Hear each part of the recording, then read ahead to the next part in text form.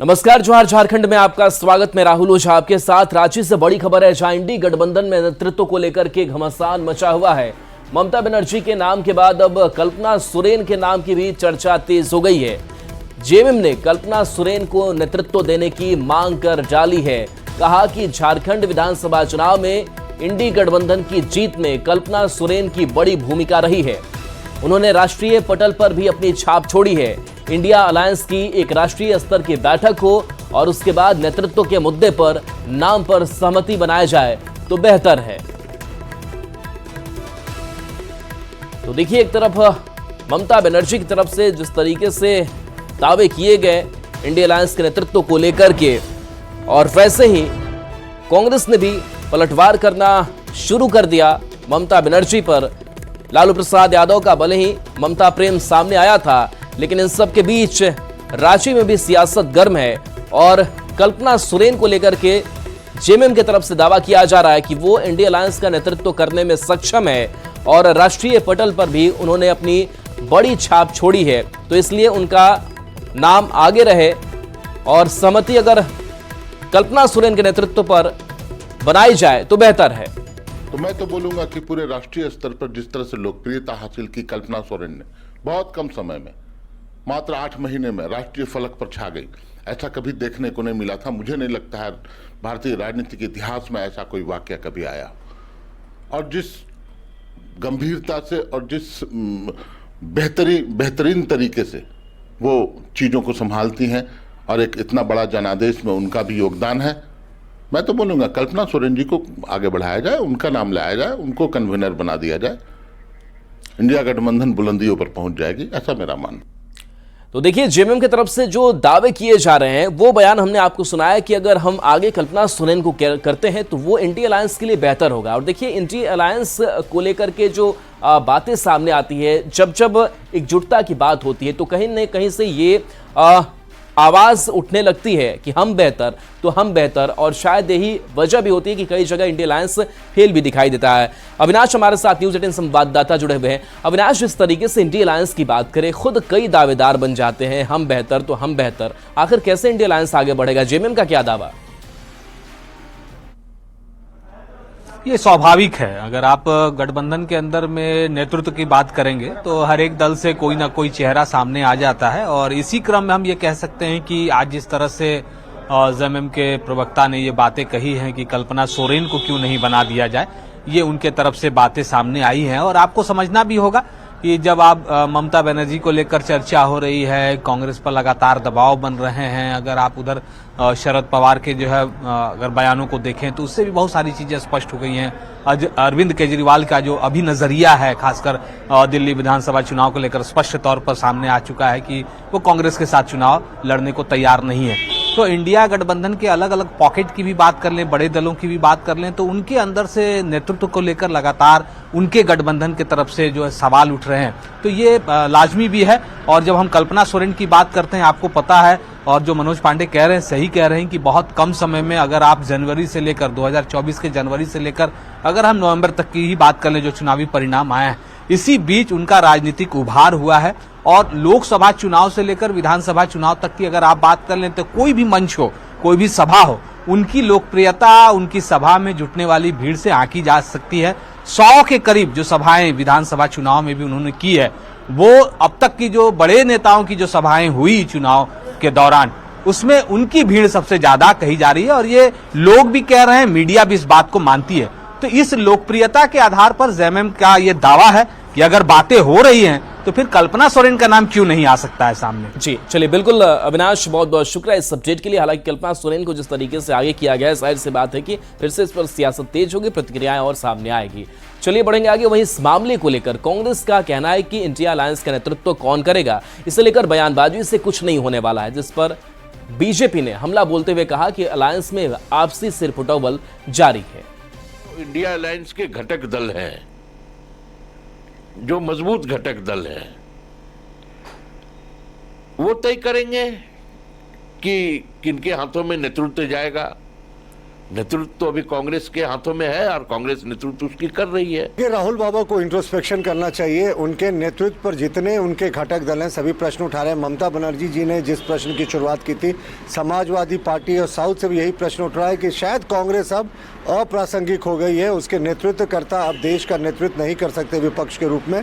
तो अब राहुल बाबा को इस चीज़ को स्वीकार करना चाहिए। कितनी बार इस फुस बम की लॉन्चिंग करती रहेगी कांग्रेस? नया नेतृत्व तलाशे। और चाईबासा से बड़ी खबर है, जहां गोइलकेरा थाना क्षेत्र से 2 युवक लापता हो गए हैं। दोनों युवक 3 दिनों से लापता हैं। बैल चोरी के आरोप में पीट करके हत्या की आशंका जताई जा रही है। परिजनों ने ओडिशा पुलिस के अलावा राष्ट्रपति को भी मामले की सूचना दे दी है।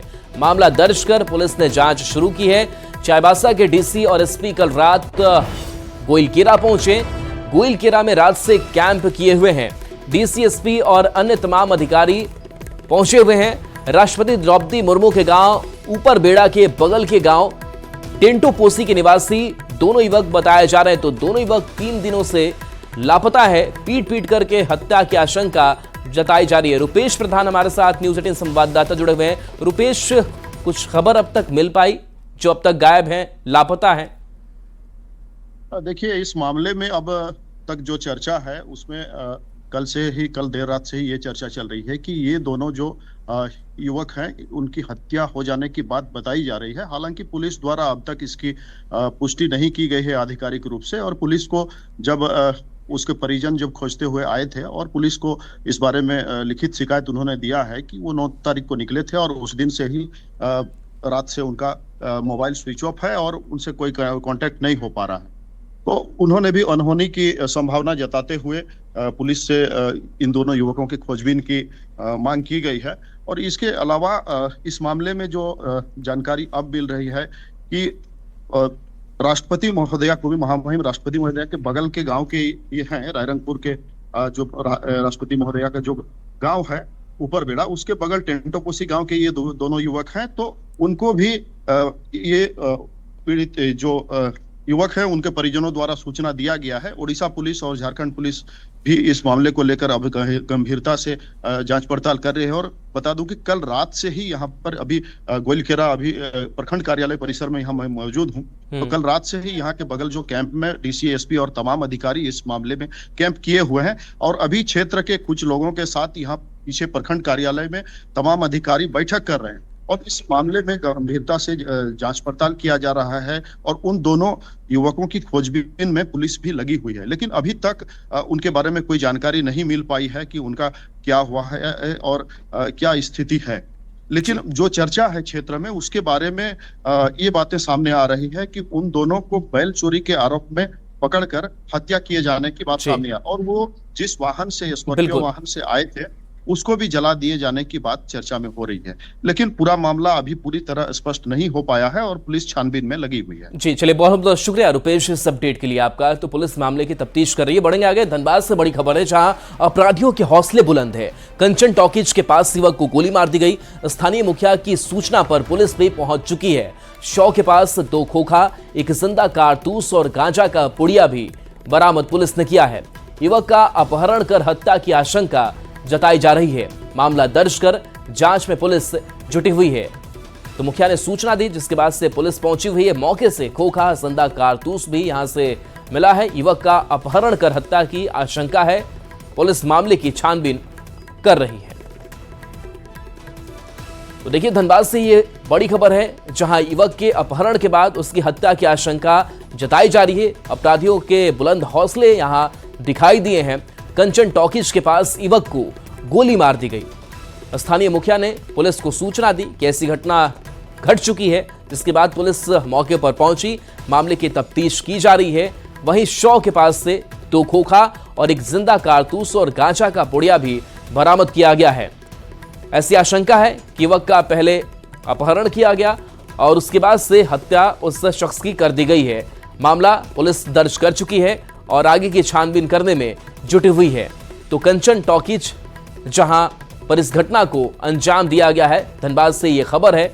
युवक को गोली मार दी गई है और पुलिस मामले की तफ्तीश कर रही है। हालांकि किसने गोली मारी, किसने अपहरण किया, इसके बारे में जानकारी अब तक नहीं मिल पाई है। पुलिस आसपास के लोगों से भी लगातार पूछताछ कर रही है, लेकिन यह आशंका है कि युवक का पहले अपहरण किया गया और उसके बाद से इस हत्याकांड को अंजाम दिया गया है।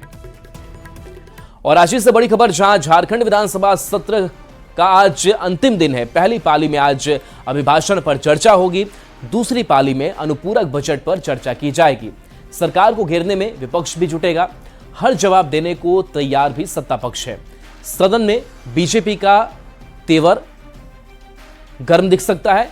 9 दिसंबर से सत्र की शुरुआत हुई थी, विशेष सत्र यह बुलाई गई जिसमें नवनिर्वाचित विधायकों का शपथ हुआ, स्पीकर का चुनाव हुआ, कई जो कार्य हैं विधायी वो भी पूरे किए गए। और आज की अगर बात करें तो आज भी 2 पालियों की अगर बात करें तो पहली पाली में अभिभाषण पर चर्चा होगी और दूसरी पाली में अनुपूरक बजट पर चर्चा की जाएगी। और वहीं विपक्ष जो है वो भी लगातार सरकार को घेरने में लगा हुआ है और जो भी सवाल होंगे उन सवालों का जवाब देने की कोशिश सत्ता पक्ष की तरफ से भी की जाएगी। तो 9 दिसंबर से इस सत्र की शुरुआत हुई थी, जिसका आज आखिरी और अंतिम दिन है।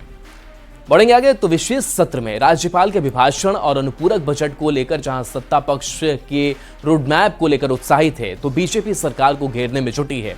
बीजेपी का कहना है कि सरकार के इस अनुपूरक बजट में कई विभागों बजट में कटौती की गई है, जिससे विकास कार्य प्रभावित होंगे।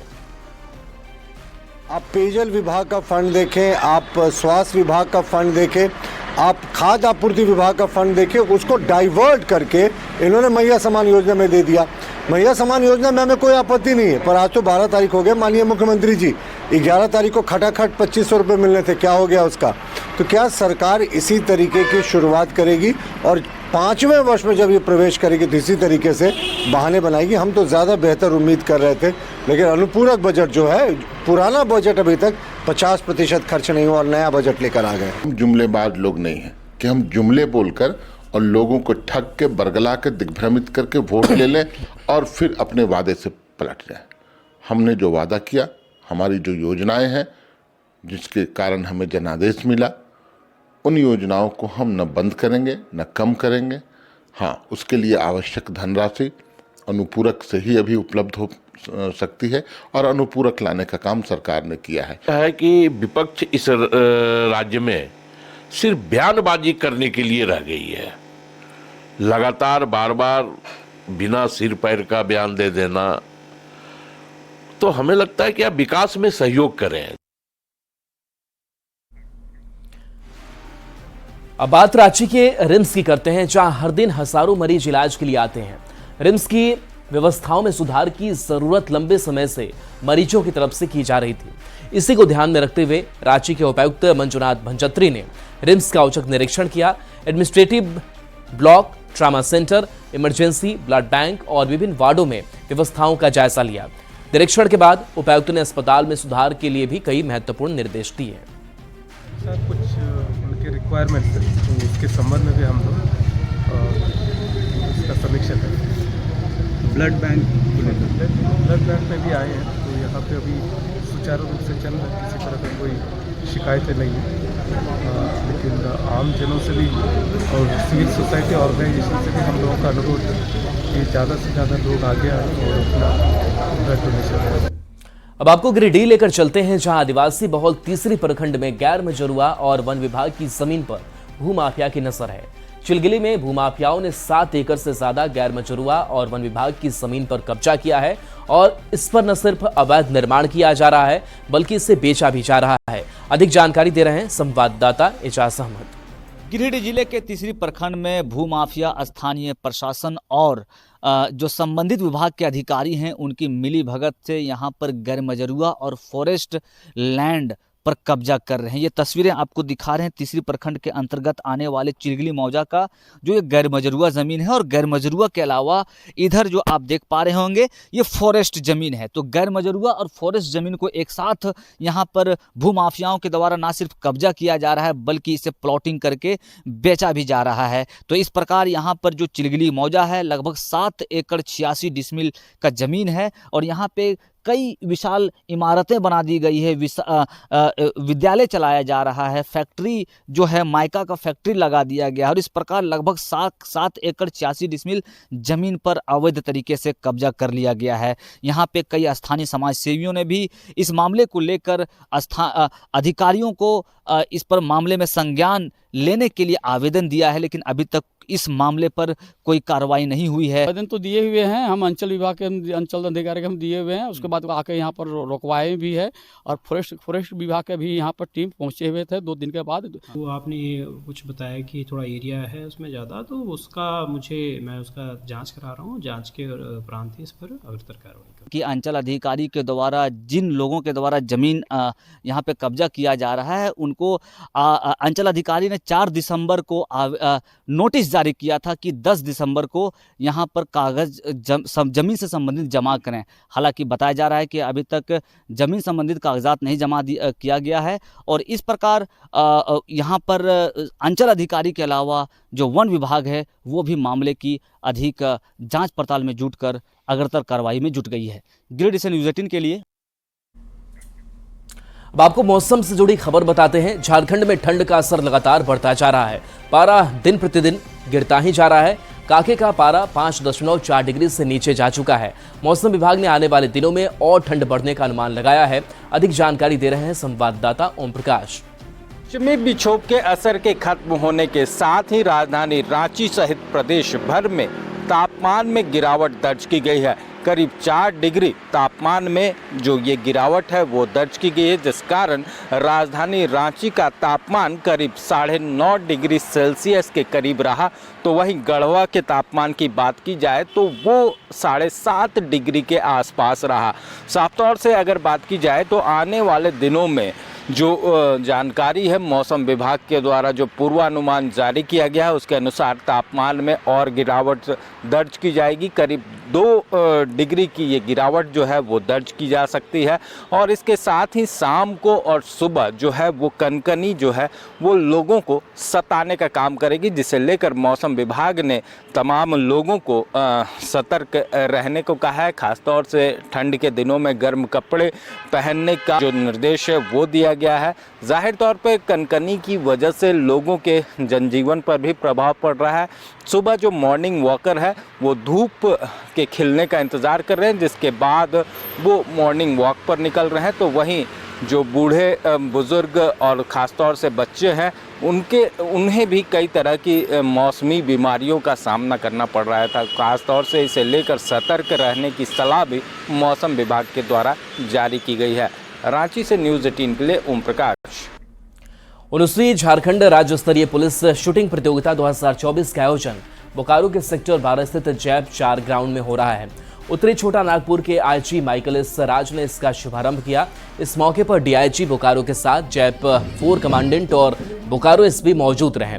इस प्रतियोगिता में राज्य स्तर के कुल 8 टीम भाग ले रही है, जिसमें प्रतिभागियों की संख्या 148 है। इसमें सफल प्रतिभागी नेशनल पुलिस शूटिंग प्रतियोगिता में भाग लेंगे।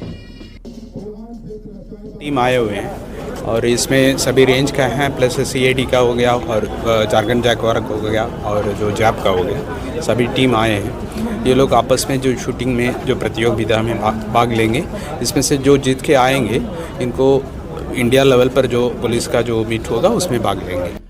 और इस बीच रामगढ़ से बड़ी खबर, जहां जेवर की दुकान को चोरों ने निशाना बनाया है। लाखों के जेवरात और कैश की चोरी यहां से की गई है।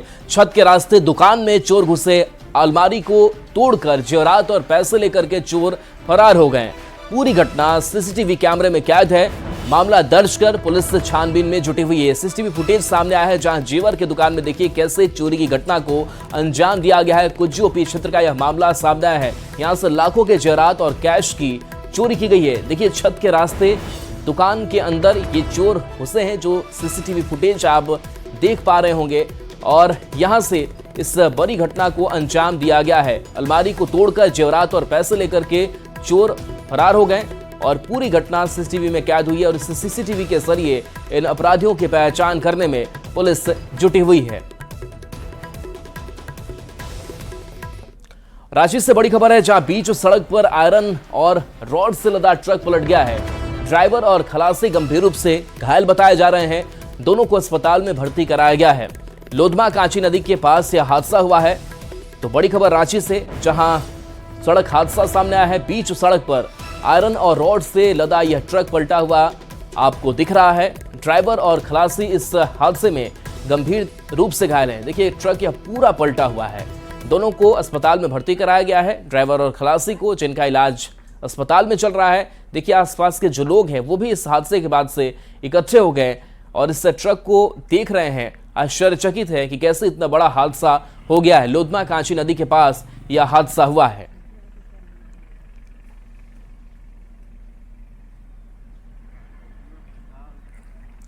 धनबाद से बड़ी खबर, जहां अपराधियों के हौसले बुलंद है। कंचन टॉकीज के पास युवक को गोली मार दी गई। स्थानीय मुखिया की सूचना पर पुलिस पहुंची। शव के पास से 2 खोखा, एक जिंदा कारतूस और गांजा का पुड़िया मिला है। युवक का अपहरण कर हत्या की आशंका जताई जा रही है। मामला दर्ज कर पुलिस मामले की छानबीन में जुटी हुई है। वहां की तस्वीर आपको दिखा रहे हैं, जो यह शव मिला है। बताया जा रहा है कंचन टॉकीज के पास इस वारदात को अंजाम दिया गया और इस वारदात के बाद से स्थानीय लोगों की भीड़ उस शव के आसपास जुट गई। पुलिस मामले की तफ्तीश कर रही है। अपहरण के बाद से हत्या की आशंका जताई जा रही है। सूचना मिला सवेरे यहाँ के मुखिया लोग ग्रामीण के द्वारा कि एक क्लास वहाँ रोड में कंटर चाकी जाने तरफ पड़ा हुआ है। तो हम लोग आके देख रहे हैं, तो यहाँ ग्रामीण से पूछताछ भी कर रहे हैं। अभी जो देखा वो लोग बता भी रहा है कि नहीं पहचानते हैं। अब इसके बाद में देखने के बाद में इसमें क्या हुआ क्या नहीं, अभी तो जैसे कि हत्या, इसका 2 खोखा बरामद हुआ है और लग रहा है उस तरह का गोली चलने से। अब आगे तो अनुसंधान का विषय है कि आगे क्या, कहाँ का रहने वाला कुछ पता नहीं चला है। तो आगे सारा कुछ अनुसंधान में ही आएगा कि क्या हुआ है, कहाँ का रहने वाला है या कैसे हुआ है। और चलिए, न्यूज़ 18 बिहार झारखंड पर खबरें आपके लिए लगातार जारी हैं।